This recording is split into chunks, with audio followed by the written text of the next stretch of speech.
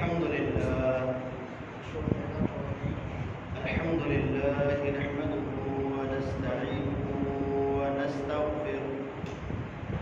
ونعوذ بالله من شرور أنفسنا ومن سيئات أعمالنا. من يهده الله فلا مضل له ومن يضلل فلا هادي له. أشهد أن لا إله إلا الله وحده لا شريك له وأشهد أن محمدا عبده ورسوله. اللهم صل على محمد وعلى آل محمد كما صليت على إبراهيم وعلى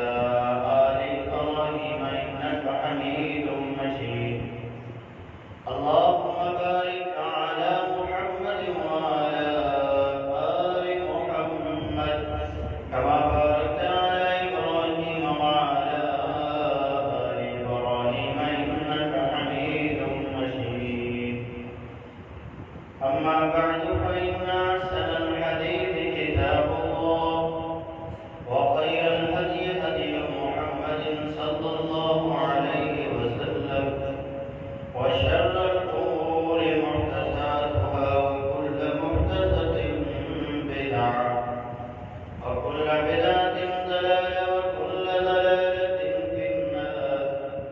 قال الله تبارك وتعالى في القرآن المجيد والفرقان الحميد: أعوذ بالله السميع العليم من الشيطان الرجيم. يا أيها الذين آمنوا اتقوا الله حق تقاته ولا تموتن إلا وأنتم مسلمون. يا أيها الناس اتقوا ربكم الذي خلقكم من نفس واحدة وخلق منها زوجها وبث منهما رجالا كثيرا ونساء واتقوا الله الذي تساءلون به والأرحام إن الله كان عليكم رقيبا. قال الله تبارك وتعالى في مقام آخر: يا أيها الذين آمنوا اتقوا الله وقولوا قولا سديدا يصلح لكم أعمالكم ويغفر لكم ذنوبكم ومن يطع الله ورسوله فقد فاز فوزا عظيما. قال الله تبارك وتعالى في مقام آخر: وإذا قيل لهم آمنوا كما آمن الناس قالوا أنؤمن كما آمن السفهاء ألا إنهم هم السفهاء ولكن لا يعلمون. तमाम किस्म की तारीफात जो पढ़ाई अल्लाह तबारक व तआला की जात के लिए खास हैं। अल्लाह ताला की फकीदा व बरकत हमद व सना के बाद सलाम इमामुल मुरसलीन सय्यदुल अव्वलीन वल आखिरीन रहमतुल लिल आलमीन शफीउल मुस्लिमीन जनाब मुहम्मद रसूलुल्लाह सल्लल्लाहु अलैहि वसल्लम की जात अक़दस फरमाना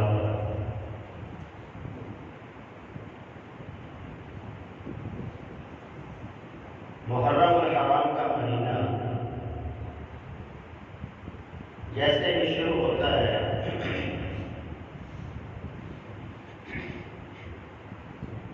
कुछ ऐसे लोग हमारे माशरे के अंदर हैं कि वो ऐसी ऐसी हरकतें इस महीने में करते हैं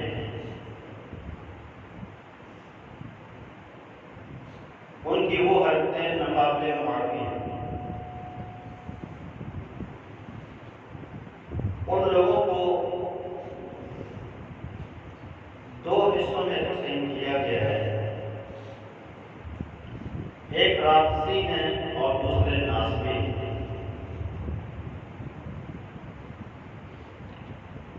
राफ़ज़ी वो हैं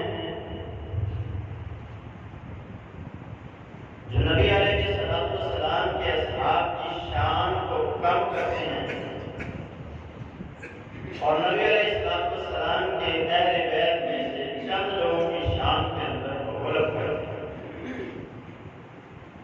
اور ناسبی وہ ہیں جو اصحاب محمد علیہ السلام کی شان کے اندر بالخصوص بنو امیہ کی شان کے اندر غلط کرتے ہیں، اور نبی علیہ السلام کے اہل بیت میں سے چند لوگوں کی شان کو اور ان کے مقام کو کم کرنے کی کوشش کرتے ہیں۔ یہ دونوں گروہ ہی حق پر نہیں۔ اللہ سے دعا ہے کہ اللہ تعالیٰ ہمیں ان دونوں گروہوں سے بچا کے رکھے۔ اللہ تعالیٰ ہمارے دلوں میں اہل بیت کی محبت بھی پیدا فرمائے، اور اللہ ہمارے دلوں میں نبی علیہ السلام کے اصحاب کی محبت بھی پیدا فرمائے۔ نبی علیہ السلام کے جتنے بھی اہل بیت ہیں، تمام کے تمام اہل بیت صحابہ میں شامل ہیں، اور صحابی کا یہ مقام ہے جو امت میں کسی بھی شخص کے نصیب میں نہیں ہے۔ اور صحابی کہتے اس بندے کو ہیں کہ جس نے حالت ایمان میں اللہ کے رسول صلی اللہ علیہ وسلم کو دیکھا، یا اللہ کے رسول صلی اللہ علیہ وسلم سے کلام کیا، یا اللہ کے رسول صلی اللہ علیہ وسلم کی صحبت میں چند لمحے وہ بیٹھ گیا، اسے صحابی کہتے ہیں، اور اس کی موت جو ہے وہ بھی ایمان کی حالت میں ہوئی، اس بندے کو صحابی کہتے ہیں۔ کچھ ایسے تھے جنہوں نے اسلام قبول کیا، بعد میں مرتد ہو گئے، تو وہ لوگ صحابہ میں شامل نہیں ہیں۔ کچھ منافق تھے جنہوں نے بظاہر اسلام کا دعویٰ کیا لیکن حقیقت میں وہ مسلمان نہیں ہیں، تو وہ بھی صحابی ہیں۔ صحابی وہ ہے جس نے حالت ایمان میں اللہ کے رسول کو دیکھا، اور پھر حالت ایمان میں ہی اس دنیا سے گیا، وہ آدمی صحابی ہے۔ تو صحابہ کی تعداد 1,44,000 کے قریب ہے۔ نبی علیہ السلام کے اصحاب کی عزت کا دفاع، اہل بیت بھی کیونکہ نبی اسلام کے اصحاب میں سے ہیں، تو آج نبی علیہ السلام کے اصحاب کی عزت ناموس کے دفاع کے حوالے سے چند ایک باتیں آپ کے سامنے رکھی جائیں گی۔ نبی علیہ السلام کے اصحاب کا دفاع کیوں؟ اس لیے کہ یہ اللہ رب العالمین کے اس قدر پیارے اور پسندیدہ لوگ ہیں کہ ان کی گستاخی کرنا تو دور کی بات ہے، ان پر سب و شتم کرنا تو دور کی بات ہے، انہیں گالی گلوچ کرنا تو دور کی بات ہے، ان کے ایمان کے اوپر تان و تشنیع کرنا یہ تو دور کی بات ہے، چند لمحوں کے لیے بھی اللہ رب العالمین ان سے بے روی پسند نہیں کرتے۔ نبی علیہ السلام مکہ میں تھے، تو آپ مشرکین مکہ کو بھی دعوت دیا کرتے تھے، سرداران قریش کو بھی دعوت دیا کرتے تھے۔ تو سرداران قریش نے کہا کہ ہم آپ کی بات کو سن سکتے ہیں، لیکن شرط یہ ہے کہ جب ہم آپ کے پاس ہوں اس وقت آپ کے یہ جو غریب غربا صحابہ ہیں، یہ جو ہمارے غلام رہے ہیں، یہ کوئی آپ کے پاس نہ آتا۔ تو آپ نے صحابہ سے کہہ دیا ایک حکمت کے تحت کہ جب یہ لوگ میرے پاس ہوں، کیونکہ آپ کو حدیث تھے کہ اللہ تعالیٰ کسی بہانے ان لوگوں کو ہدایت عطا فرمائے، یہ لوگ جہنم کا ایندھن بننے سے بچ جائیں۔ آپ اس چیز کے متلاشی تھے، حریص تھے، لالچی تھے کہ یہ لوگ کسی نہ کسی طریقے ہدایت کو قبول کریں۔ نبی علیہ السلام کے پاس سرداران قریش میں سے ایک دو بندے بیٹھے ہوئے تھے، آپ نے دعوت دے رہے، سمجھا رہے کہ سیدنا عبداللہ ابن ام مکتوم یہ نبینا صحابی تھے، انہیں پتہ نہیں تھا کہ اللہ کے رسول کے پاس اس وقت سرداران قریش میں سے لوگ موجود ہیں۔ وہ آپ کی خوشبو کو سونگتے ہوئے نبی علیہ السلام کے قریب پہنچے، تو تو آپ نے ان کے آنے کو ناپسند کیا اور اپنے ماتھے پر بال چڑھایا۔ گویا آپ نے ان کے آنے کو ناپسند کیا، ناراضگی کا اظہار کیا کہ میں نے ان کو سمجھایا بھی ہے کہ جب یہ میرے پاس ہو تو نہ آنا۔ اللہ رب العالمین کو نبی علیہ السلام کا یہ عمل پسند نہ آیا، فوراً سورہ عبس کا نازل ہوا اور میں عبس وتولی ان جاءه الأعمى وما يدريك لعله يزكى أو يذكر فتنفعه الذكرى۔ آپ کو کیا ہو گیا کہ آپ کے پاس ایک اندھا آدمی آیا اور آپ نے اپنے ماتھے پر بل چڑھا دیا۔ یہ تو وہ ہے جو اللہ سے ڈرنے والا ہے، یہ تو وہ ہے جو حق کا متلاشی ہے، جو دین کو سیکھنے کے لیے آپ کے پاس آیا اور آپ نے اپنے ماتھے پر بل چڑھا دیا۔ اللہ نے پھر متنبہ کیا نبی علیہ السلام اور فرمایا وَلَا تَطْرُدِ الَّذِينَ يَدْعُونَ رَبَّهُم بِالْغَدَاةِ وَالْعَشِيِّ يُرِيدُونَ وَجْهَهُ۔ اے میرے بابو، یہ جو آپ کے ارد گرد بیٹھے ہوئے ہیں ان کو کبھی اپنے سے دور مت کرنا، انہیں کبھی مت پکارنا۔ اگر آپ نے ایسا کیا فَتَكُونَ مِنَ الظَّالِمِينَ، آپ ظالموں میں سے شمار ہوں۔ کس قدر اللہ تبارک و تعالیٰ نے نبی علیہ السلام کو ڈانٹ دیا اور کہا یہ لوگ جو صبح و شام میری رضا کو چاہنے کے لیے، یہ وہ لوگ ہیں جنہوں نے میری توحید کی خاطر انہوں نے دبتے ہوئے قائلوں پہ اپنے آپ کو لڑوا لیا، انہوں نے کافروں کے، ان ظالموں کے ظلم کو سہا۔ آپ ان کو اپنے سے دور کرتے ہیں، آپ کبھی بھی ان کو اپنے سے دور مت کیجیے۔ تھوڑی سی بے رخی اللہ کے رسول اللہ صلی اللہ علیہ وسلم، اور وہ بھی ایک حکمت کے تحت کہ اللہ کسی بہانے ان لوگوں کو ہدایت عطا کرتا، تو اللہ کو وہ بھی گوارا پڑا۔ اللہ نے فوراً اپنے محبوب کو روک دیا کہ آج کے بعد ایسا کام نہیں ہونا چاہیے جائے کہ کوئی انسان اللہ کے رسول صلی اللہ علیہ وسلم کے ساتھ کی نافرمانی کرے اور ان کی گستاخی کرے، ان پر طعن تشنیع کرے، ان پر اپنی زبان کو کھولے اور انہیں برا کہے، ایسا انسان اپنے ایمان کی خیر ہے۔ رب تعالیٰ کو نبی علیہ السلام کے اصحاب کی گستاخی ناپسند ہے، اس لیے ہم اللہ کے رسول صلی اللہ علیہ وسلم کے اصحاب کا دفاع کرتے ہیں، کیونکہ ان کی عزت اور ناموس کا دفاع اللہ رب العالمین نے خود کیا۔ دوسرا مقام، اللہ تعالیٰ نے حکم دیا لوگوں کو وَإِذَا قِيلَ لَهُمْ، سورہ البقرہ، وَإِذَا قِيلَ لَهُمْ آمِنُوا كَمَا آمَنَ النَّاسُ، اے لوگو تم سے یہ بات کہی جا رہی ہے کہ تم ایمان اس طرح لاؤ جس طرح نبی علیہ السلام کے اصحاب ایمان لائے، تو ان لوگوں نے آگے سے جواب دیا، منافقین نے آگے سے جواب دیا، أَنُؤْمِنُ كَمَا آمَنَ السُّفَهَاءُ، کیا ہم اس طرح ایمان لائیں جس طرح بیوقوف ایمان لائیں؟ نعوذ باللہ من ذلک۔ اللہ رب العالمین نے قرآن مجید نازل فرمایا اور کہا أَلَا إِنَّهُمْ هُمُ السُّفَهَاءُ وَلَكِنْ لَا يَعْلَمُونَ،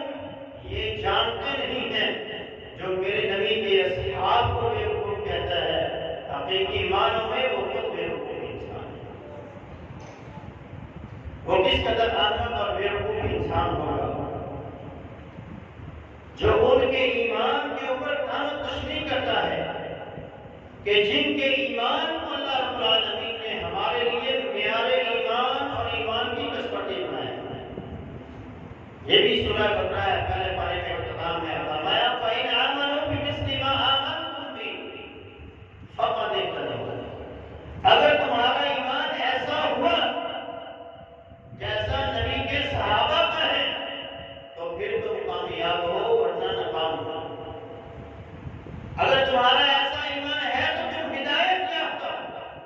اور اگر ایسا نہیں ہے تو یاد رکھو تم لوگ کھلم کھلا گمراہی کے اندر، بدبختی کے اندر،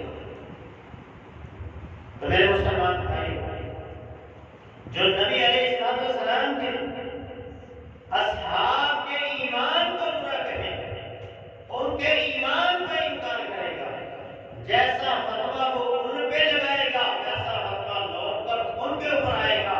کیونکہ اللہ رب العالمین نے یہ قرآن میں اصول بنا دیا کہ جو میرے نبی کے اصحاب کو بیوقوف کہے گا وہ خود بیوقوف ہے، جو ان کو بے ایمان کہے گا وہ خود بے ایمان ہو جائے گا، جو ان کو کافر کہے گا وہ فتویٰ لوٹ کر واپس ان کے اوپر آ جائے گا۔ رسول اللہ صلی اللہ علیہ وسلم کی ایک حدیث بھی ہے جس میں آپ نے ارشاد فرمایا لا یرمی رجل رجلا، کوئی آدمی کسی آدمی کے اوپر فتویٰ مت لگائے بالفسوق، گناہ، کسی بھی گناہ کا کسی بندے کے اوپر فتویٰ نہ لگائے کہ یہ زانی ہے، یہ شرابی ہے، یہ برا ہے، یہ ایسا ہے، یہ ویسا ہے۔ ولا یرمی بہ الکفر، اور نہ ہی کسی کے اوپر کوئی بندہ کفر کا فتویٰ لگائے الا ارتدت علیہ، یہ نہ ہو کہ وہ فتویٰ لوٹ کر اسی کے اوپر آ جائے گا، اور وہ فتویٰ لوٹ کر اس پر کب آئے گا؟ ان لم یکن صاحبہ کذالک،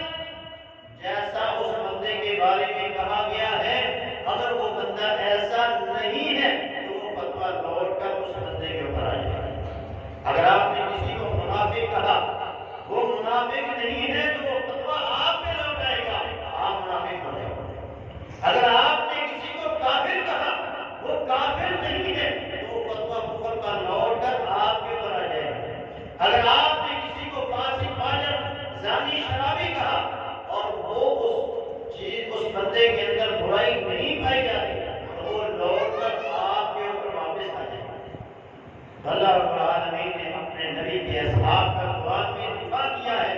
ان کی عزت اور ان کی نموز کا، ان کی حرمت کا دفاع کیا ہے، اس لیے ہر بندہ مومن پر یہ لازم ہے کہ وہ نبی علیہ السلام کے اصحاب کی عزت اور نموز کا دفاع کرے۔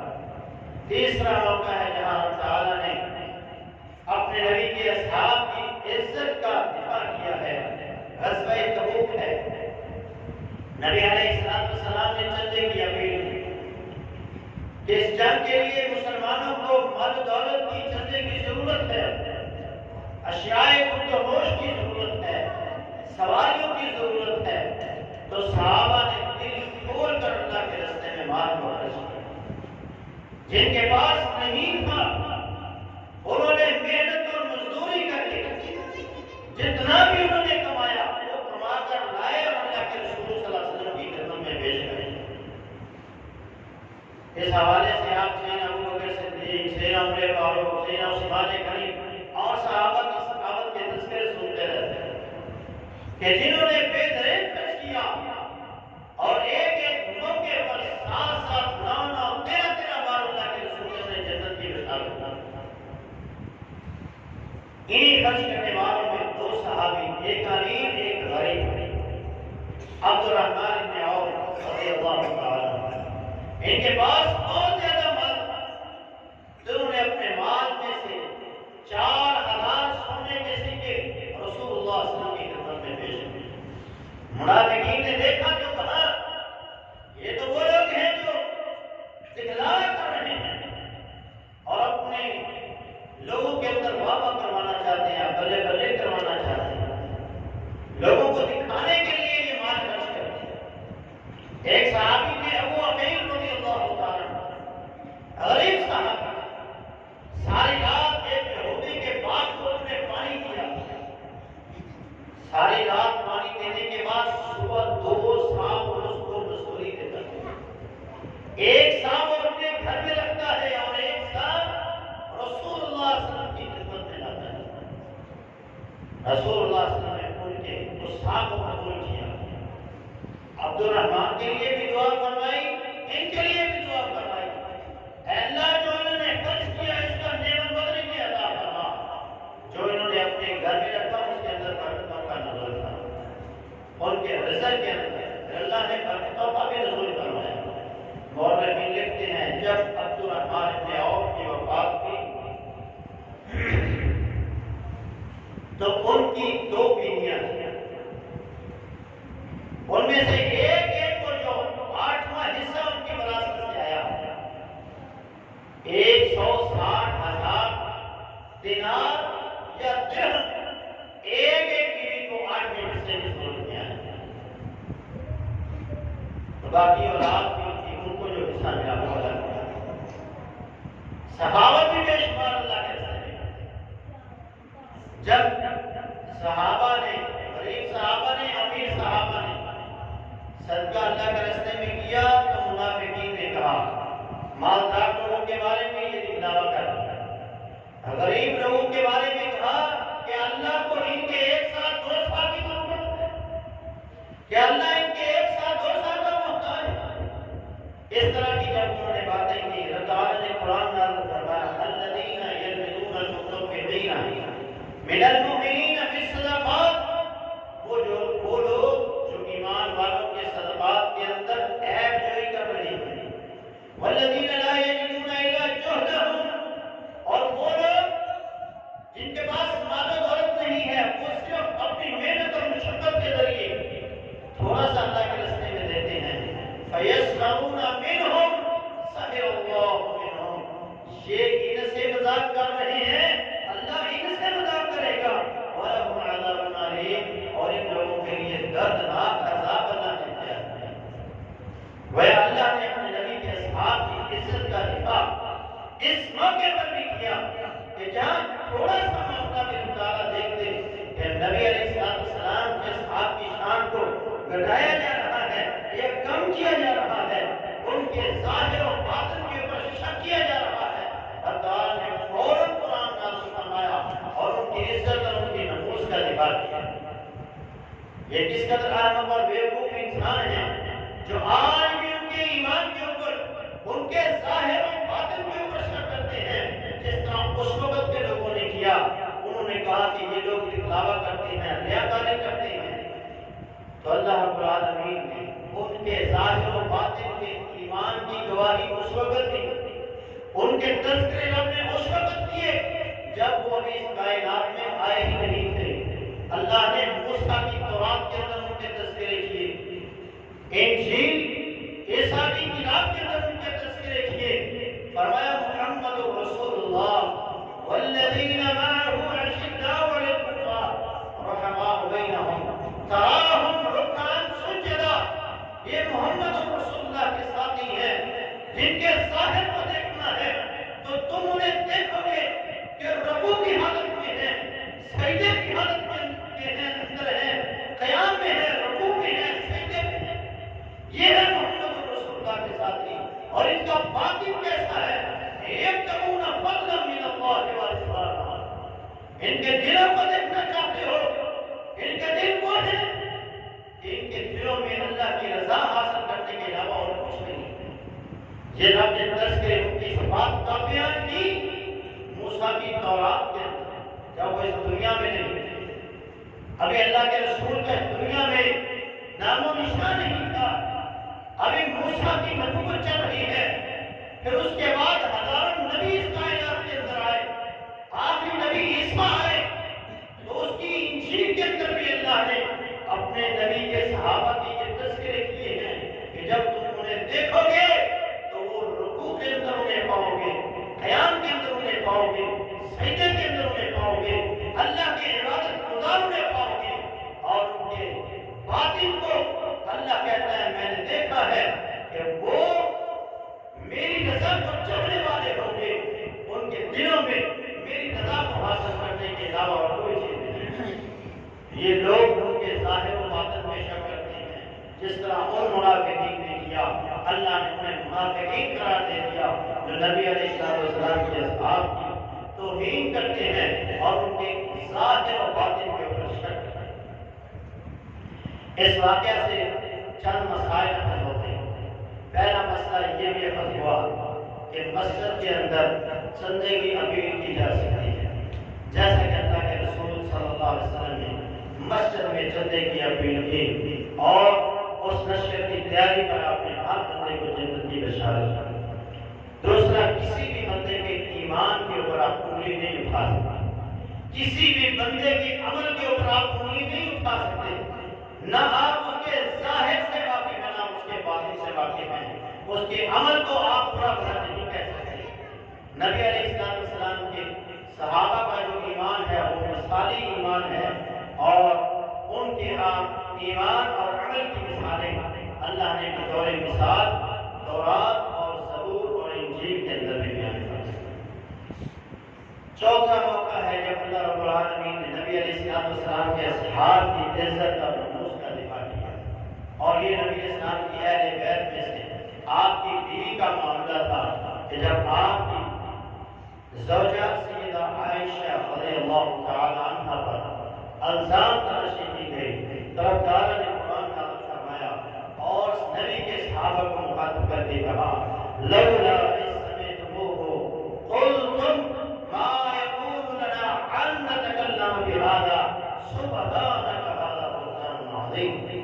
اے میرے صحابہ، میرے نبی کے صحابہ، تم لوگوں نے اس وقت یہ بات کیوں نہیں کہی جب لوگوں نے الزام تراشی کی؟ تم لوگوں نے اس وقت کہنا تھا اللہ پاک ہے، یہ تو بہت بڑا بہتان۔ اللہ نے نبی کی بیوی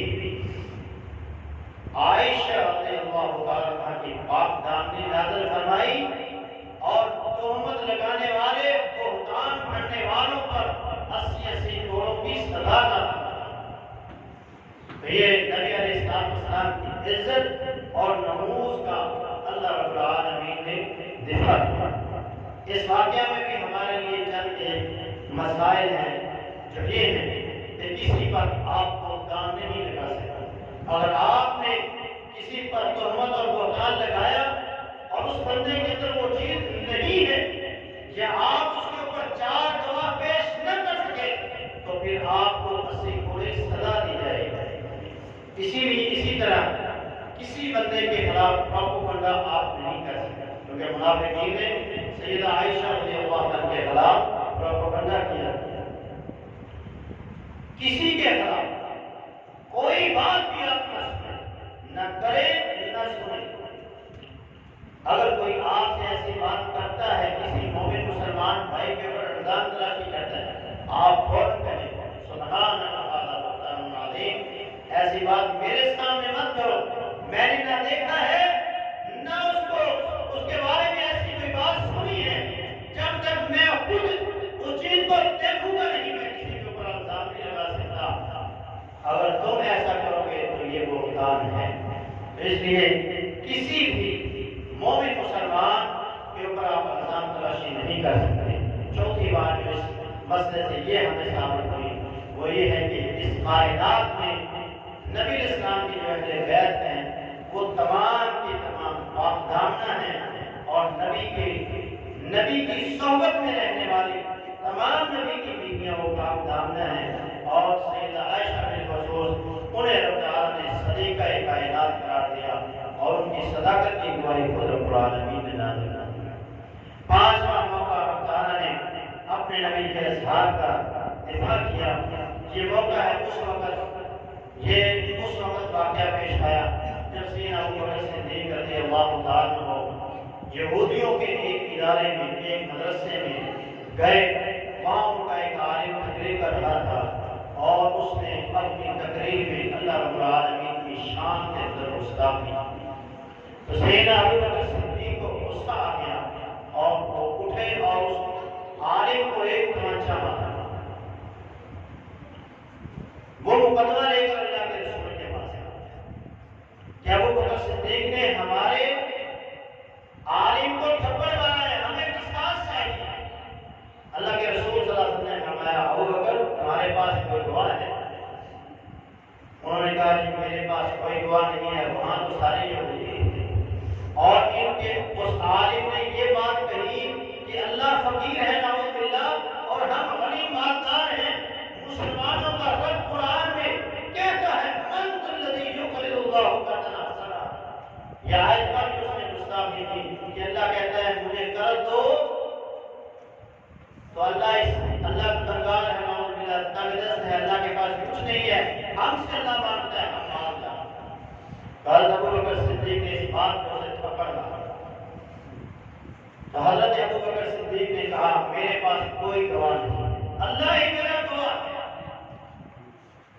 اللہ رب العالمین نے پھر ان کی شان میں قرآن مجید کی آیت نازل فرمائی لقد سمع اللہ قول الذین قالوا ان اللہ فقیر ونحن اغنیاء، کہ اللہ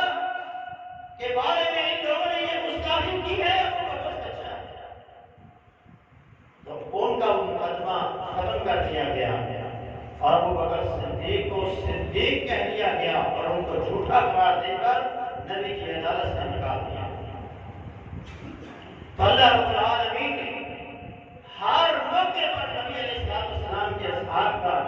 دفاع کیا ہے، ان کی عزت اور ان کی نفوس کو بچایا ہے۔ اس واقعہ میں بھی ہمارے لیے جو سبق ہے وہ یہ ہے کہ ابو بکر جو ہے وہ صدیق ہیں، سچے ہیں، اور جو ان کی صداقت پر انگلی اٹھائے گا تو وہ خود جھوٹا ہوگا۔ ابو بکر صدیق ہمیشہ کے لیے قیامت تک سچے ہیں اور سچے رہیں گے۔ دوسرا اس واقعہ کے اندر اللہ کی توہین ناقابل قبول ہے۔ اللہ کی توہین جب بھی کوئی بندہ کرے گا،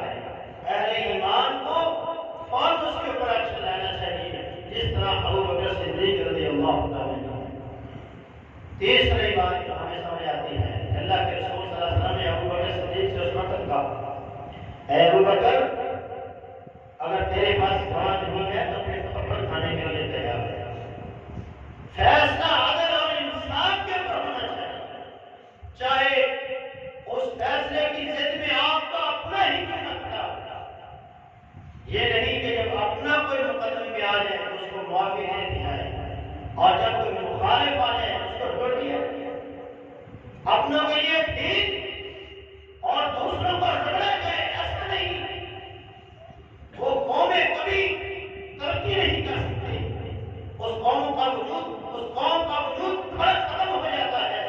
جو قوم عدل و انصاف کو ٹھکرا دیتا ہے۔ اللہ کے رسول صلی اللہ علیہ وسلم نے فرمایا تھا، جب آپ کے پاس ایک فاطمہ نامی عورت کی سفارش کی گئی تو آپ نے کہا، اے اسامہ، اتشفع من حدود اللہ، کیا تو اللہ کی حدوں میں سفارش کر رہا ہے؟ تم سے پہلی قوم بھی اسی طرح ہی حالات تھا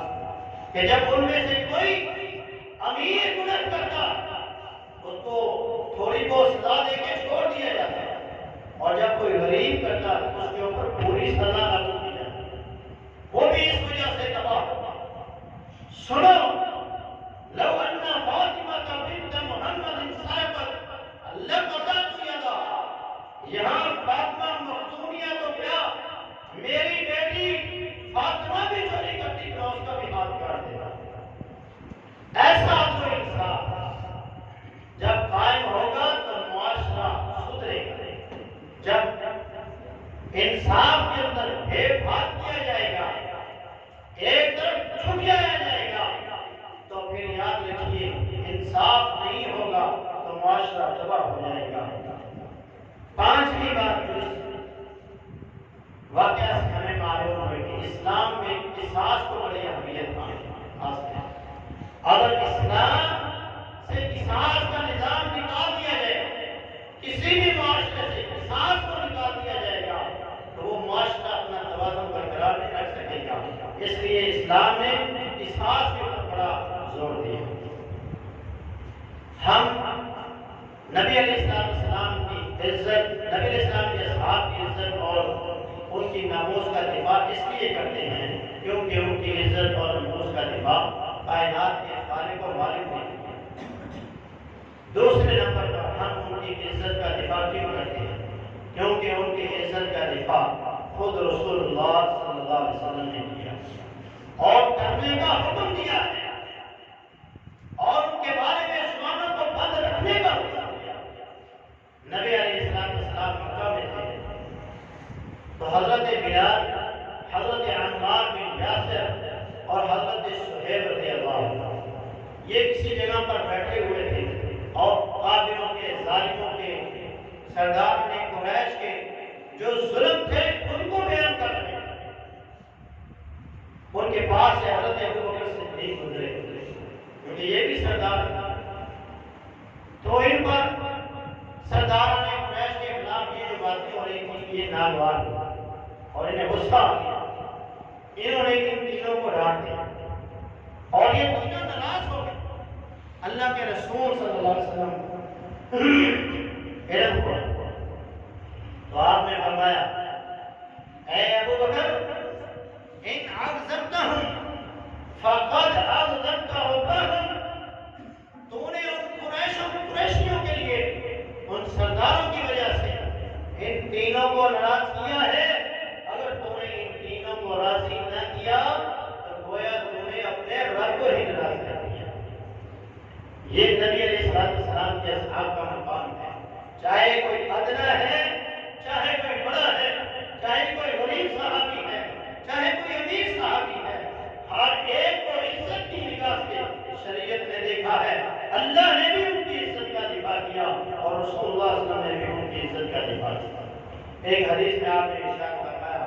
اذا ذکر اصحابی فانصتوا، اے میرے صحابہ سنو، میری امت کے ہاتھ میں کو بتلا دو، جب بھی میرے صحابہ کا ذکر کیا جائے تو اپنی زبانوں کو روک لینا، اپنے منہوں کو بند کر دینا، کبھی بھی ان سے بری بات مت نکالنا۔ اگر تم نے ان کے خلاف بری باتیں نکالی تو تباہی اور بربادی تمہارا مقدم ہوگا۔ ابو سعید خدری رضی اللہ عنہ، اللہ کے رسول صلی اللہ علیہ وسلم نے فرمایا لا تسبوا اصحابی، کہ آپ نے فرمایا میرے صحابہ کو گالی مت دینا، انہیں برا بھلا مت کہنا، ان پر طعن و تشنیع نہ کرنا۔ فلو ان احدکم انفق مثل احد ذهب، اگر تم میں سے کوئی بعد میں آنے والا ایک پہاڑ کے برابر بھی سونا خرچ کرے گا تو وہ میرے صحابی کی ایک مٹھی جو کے برابر اس کی اجر و ثواب کو بھی نہیں پہنچتا۔ اس قدر اجر و ثواب ان کے اعمال کا ہے، ان کے مقام و مرتبے کا ہے، اس لیے کبھی بھی میرے ساتھیوں کو برا مت کہنا اور ان پر طعن و تشنیع مت کرنا۔ ایک اور حدیث جس میں آپ نے ارشاد فرمایا، آپ نے فرمایا من سب اصحابی، جس نے بھی میرے صحابی پر لعنت کی، جس نے بھی میرے صحابی پر سب و شتم کیا، انہیں برا کہا، فعلیہ لعنت اللہ والملائکۃ والناس اجمعین، اس بندے پر اللہ کی لعنت ہے، اس بندے پر فرشتوں کی لعنت ہے، اس بندے پر دنیا کائنات کے ہر انسان کی لعنت ہے۔ جو نبی کے صحابہ پر سب و شتم کرتا ہے، جو نبی کے صحابہ کو برا کہتا ہے، وہ بندہ لعنتی انسان ہے، اور جس پر لعنت کی جاتی ہے اس سے تعلق نہیں رکھ سکتے آپ۔ نبی علیہ السلام ایک سفر میں تھے، ایک عورت نے اپنی اونٹنی کو لعنتی کہہ دیا، اس پر لعنت ڈال دی، گالی دی اپنی اونٹنی۔ تو نبی علیہ السلام نے فرمایا اس کے اوپر جو سامان ہے اس کو اتار دو اور اس اونٹنی کو چھوڑ دو، اب یہ لعنتی اونٹنی ہمارے ساتھ نہیں کر سکتا۔ جو ایک اونٹنی پر لعنت کرتا ہے وہ اونٹنی مسلمانوں کے ساتھ نہیں رہ سکتی، ان کے ساتھ نہیں چل سکتی۔ تو جو نبی کے صحابہ پر لعنت کرے گا، انہیں برا بھلا کہے گا، اس کے ساتھ کس طرح تعلق رکھا جا سکتا ہے؟ ان کے ساتھ بھی کسی قسم کا کوئی تعلق نہیں رکھا جا سکتا۔ رسول اللہ صلی اللہ علیہ وسلم کی ایک اور حدیث، آپ نے فرمایا ان اللہ اختارنی، بے شک اللہ نے مجھ کو چنا ہے، واختارنی اصحابہ، اور میرے لیے میرے ساتھی بھی چنے گے، فجعلنی منہم وزراء، تو اللہ نے میرے وزیر بنائے، میرے ساتھیوں میں سے کچھ میرے وزیر بنا دیے، وانصارا، اور کچھ میرے مددگار انصار بنا دیے، واسحارا، اور کچھ میرے سسرال بنا دیے، اور کچھ کو میرا سسرال بنا دیا، مجھے سسرال بنا دیا، کسی کا میں جوائی بن گیا اور کچھ میرے جوائی بن گئے۔ فمن سبہم، جس نے ان میں سے کسی کو بھی لعنت کی، فعلیہ لعنت اللہ، اس پر اللہ کی لعنت ہے، والملائکۃ والناس اجمعین، فرشتوں کی لعنت اور تمام کائنات کے انسانوں کی لعنت۔ لا يقبل اللہ منہ یوم القیامۃ صرفا ولا عدلا، اس بندے کی کوئی نفلی عبادت بھی اللہ قبول نہیں کرے گا اور نہ ہی کوئی فردی عبادت اللہ قبول کرے گا۔ جس بندے نے نبی علیہ السلام کے اصحاب میں سے کسی صحابی کے اوپر بھی لعنت کی یا کسی صحابی پر بھی سب و شتم کیا، وہ انسان لعنتی انسان ہے، اور قیامت کے دن جب اللہ کے سامنے جائے گا تو اس کے نام اعمال میں کوئی نیکی نہیں ہوگی، اس کی کوئی عبادت اللہ کے ہاں قبول نہیں ہوگی، چاہے وہ اپنے آپ کو مومن کہے، چاہے وہ اپنے آپ کو مسلمان کہے، جو مرضی کہتا ہے، اللہ کے نبی نے فرما دیا اس کی کوئی عبادت قبول نہیں۔ ابو سعید خدری رضی اللہ عنہ، اللہ کے رسول صلی اللہ علیہ وسلم نے فرمایا لا تسبوا اصحابی، جس نے بھی میرے صحابہ پر لعنت کی، جس نے بھی میرے صحابہ پر سب و شتم کیا، انہیں برا کہا، فعلیہ لعنت اللہ، اس پر اللہ کی لعنت ہے، والملائکۃ والناس اجمعین، فرشتوں کی لعنت اور تمام کائنات کے انسانوں کی لعنت۔ لا يقبل الله منه يوم القيامة صرفا ولا عدلا، اس بندے کی کوئی نفلی عبادت بھی اللہ قبول نہیں کرے گا اور نہ ہی کوئی فردی عبادت اللہ قبول کرے گا۔ جس بندے نے نبی علیہ السلام کے اصحاب میں سے کسی صحابی پر بھی لعنت کی یا کسی صحابی پر بھی صحابہ کی حرمت کا دفاع اس لیے بھی کرنا ہے کہ ان جیسا اس کائنات کے اندر کوئی نہیں۔ نبی علیہ السلام نے ایک حدیث میں ارشاد فرمایا ان اللہ نظر الى قلوب العباد فوجد قلب محمد صلی اللہ علیہ وسلم خیر قلوب العباد۔ اللہ نے لوگوں کے دلوں کو دیکھا تو لوگوں کے دلوں میں سب سے بہترین دل میرا پایا اور مجھے اپنی نبوت اور رسالت کے لیے منتخب فرمایا۔ پھر اللہ تعالیٰ نے میرے بعد لوگوں کے دلوں کو دیکھا تو لوگوں کے دلوں میں جو سب سے بہترین دل پائے وہ میرے اصحاب کے تھے، اور پھر انہیں میری صحبت کے لیے اللہ تبارک و تعالیٰ نے پسند فرما دیا، وہ مجھے عطا کر دیے جو قاتلون علی دینہ، جو میرے دین کی نصرت کے لیے میرے دستے بازو بنے۔ تو اس کائنات میں ان جیسا کوئی نہیں ہے۔ نبیوں کے بعد تمام امتوں میں سب سے بہترین انسان جو ہے وہ محمد رسول اللہ صلی اللہ علیہ وسلم کے ساتھی آپ کے اصحاب ہیں، آپ پر ایمان لانے والے ہیں۔ سیدنا عبداللہ ابن عمر رضی اللہ عنہ نے فرمایا لا تسبوا اصحاب محمد صلی اللہ علیہ وسلم، لوگوں نبی کے ساتھیوں کو گالی مت دینا، فلمقام احدہم ساعۃ، ان کا نبی علیہ السلام کے ساتھ ایک گھڑی بیٹھنا خیر من عبادت احدکم 40 سنہ، تم میں سے کوئی بندہ 40 سال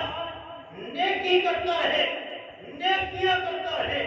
وہ 40 سال کی عبادت نبی کے پاس ایک گھڑی بیٹھنے کا مقابلہ نہیں کر سکتا۔ دوسری حدیث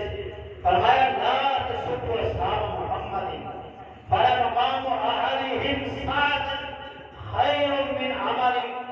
احدکم عمرہ، تم میں سے کسی بندے کی پوری زندگی کی نیکیاں ایک طرف ہوں اور نبی کے پاس بیٹھنا ایک گھڑی ایک لمحے کا ایک طرف ہو، اس کا نبی کے پاس ایک لمحے کا بیٹھنا تمہارے پوری زندگی کی نیکیوں سے زیادہ جلوہ کرتا ہے۔ سیدنا سعید بن زید رضی اللہ تعالی اشرف سے اور سابقون الاولون میں سے انہوں نے فرمایا لمشہد رجل منہم،